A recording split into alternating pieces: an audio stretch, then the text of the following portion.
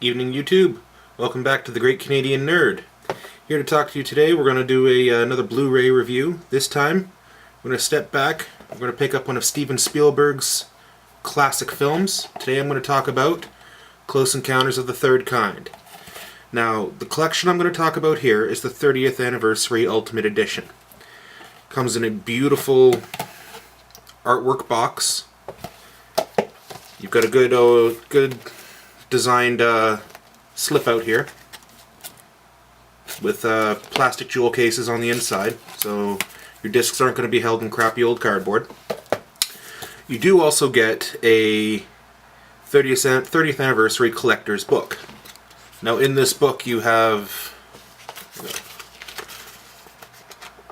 pictures from behind the scenes, all kinds of production stills. It's really, really well done. You get a couple of comments from the director, from the actors inside it. It's for a collector, it's a good option to have. Now, with this specific version of Close Encounters of the Third Kind, that has, ironically, 3 different versions of this film. You have the theatrical version, you have the special edition, and you have the director's cut. Now, between the theatrical and the special edition, some things were changed, some scenes were added, some scenes were removed or extended. And with the director's cut, anything that was in the special edition stayed in the director's cut, but a lot of stuff from the theatrical was brought back into the director's cut. And just to show you the exact difference, you get given, on one side, you get given this beautiful Close Encounters of the Third Kind poster. On the other side, however, you get a view of the feature comparison. There we go, try and straighten it up here for you. So, the green line is the theatrical cut, blue is special edition, and red is director's cut. Now, they're set out here in a layout. The green, it represents the entire timeline, and over the course of the timeline you have all the dialogue boxes pointing out and stating what's been added, what hasn't been added, what's been removed, what's been altered, just so you can see the difference between each movie. That's actually quite an interesting option for Spielberg to actually put into this kit. Because it's always good to know exactly what's in each version, and now you can see what's in each version without having to sit down and watch it, so you can choose which version you'd like to see. Or, in my case, I saw this movie once a long time ago on TV, and when I went and watched the theatrical version, it felt like a different movie to me, because what I had saw on TV was the special edition. So I got to look down here and go, oh, wait a minute, I remember this exact scene. For example, it's talking here about a long missing battleship showing up in the middle of the desert. I remembered the battleship. I didn't remember necessarily the fighter planes, which were in the theatrical. So when I got this collection, I got to look at it and go, oh, it's the special edition that I remembered seeing. So I watched the special edition first and thoroughly enjoyed it. Then I picked up the director's cut afterwards to watch. And as far as special features go, you get commentaries. You have behind the scene, or you have a little bit of extra footage for the making of, and a couple of interviews. Primarily, it's, you get this fantastic poster and display scene for the entirety of the collection, and it packs up nice. Like, you have biographies here in the book.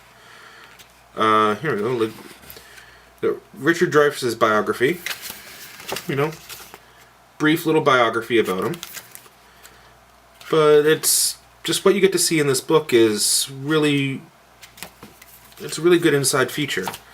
When I picked this up, I happened to get this off of Amazon, and this actually I got on for a pretty decent sale. I paid about $15 for this set. It is well worth the $15. You're getting, I think it's about 20, but you normally find it between $20 and $25 for this kit. This is something I would definitely recommend. You get 3 different versions of the film, which is really nice to have. You get some fantastic collector's edition features. You do get commentaries, which I do like. And from what I've seen of the audio quality, or what I've heard of the audio quality, you can't exactly see audio, now can we, unless I'm looking at it through a specific program.